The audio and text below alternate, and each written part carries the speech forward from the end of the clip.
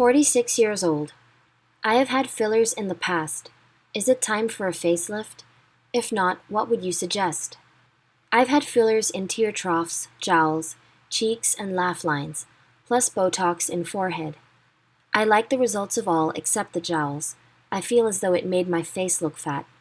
Things I dislike about my face: asymmetry, deep tear troughs, sagging jowls, and forehead wrinkles. With the wonders of makeup, I can camouflage a lot, but would prefer not to spend so much time on it. Thank you for your question.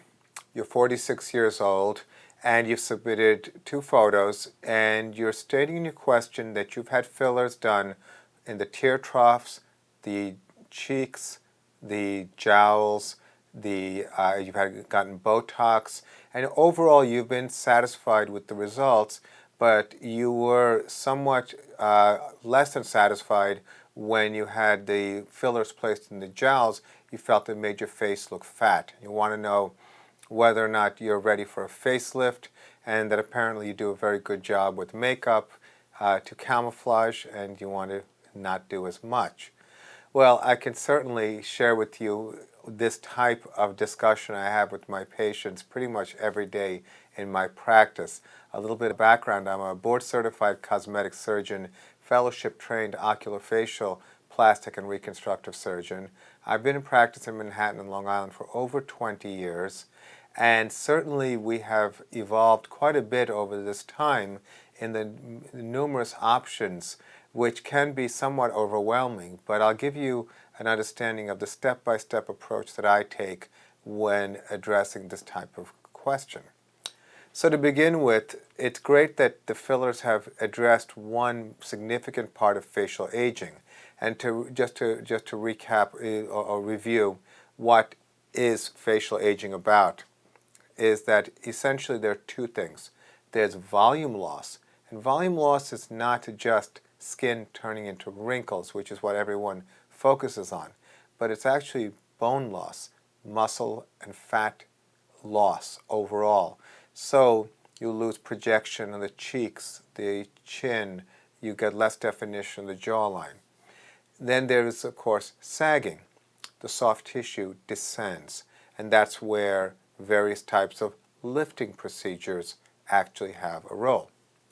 So when a patient comes to me and asks about this type of scenario, whether it's for volume in the cheeks or whether it's for the jawline or whether it's the concern about the appearance, basically I sit with them with a mirror, or I show them, have them hold up a mirror, and I'll lift the skin and I'll see how much laxity is there. That basically answers the question about the role of a facelift in this type of situation like yourself.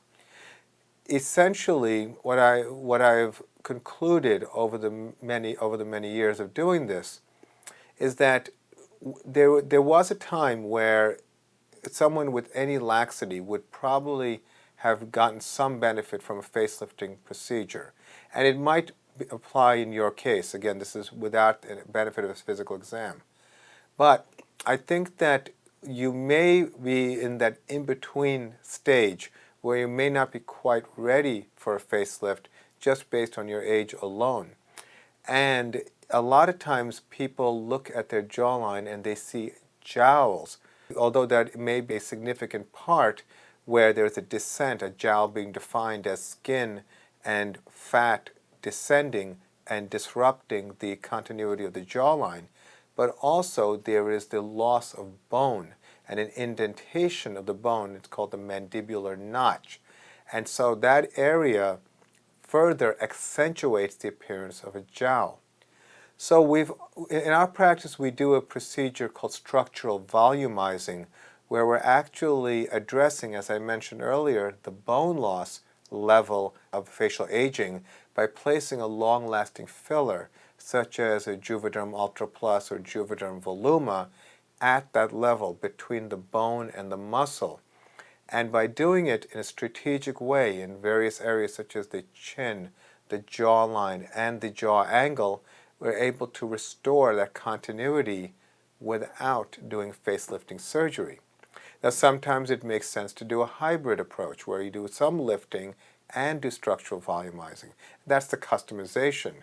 But I think that there may be an opportunity, and although that you were pleased with the previous results with fillers, you may find that the approach with structural volumizing, where we place volume on the cheek level on the bone and create the volume expansion or restoration of volume loss at the cheek, jawline, chin, jaw angle, you're able to actually restore a lot of this volume and get the equivalent of like a facelift look without doing a facelift.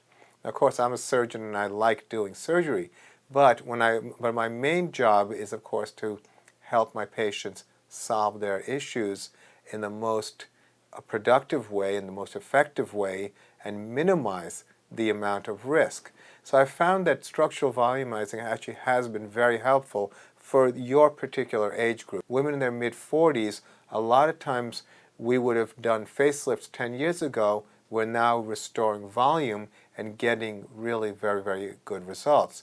Again, the range of facelifting procedures as well as the range of age still is flexible. My youngest patient was in her late 30s for a facelifting surgery, and my oldest patient is 87.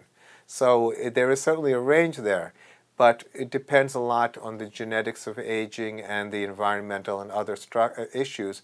But it comes down to answering the question, how much of this facial aged appearance is due to volume loss?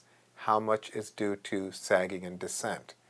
So I suggest that you meet with doctors who perform this type of procedure. You may want to question the doctor who did the injectable fillers for you and explore this option before you go straight into having lifting surgery. If the doctor who does your injectables also performs facelifts, this is a perfectly good question to ask. Am I ready for a facelift? And a lot of my patients who are more than willing to have the facelift, I tell them not quite yet. It's a matter of getting the best result and doing the best thing at the best time. So I hope that was helpful. I wish you the best of luck. And thank you for your question.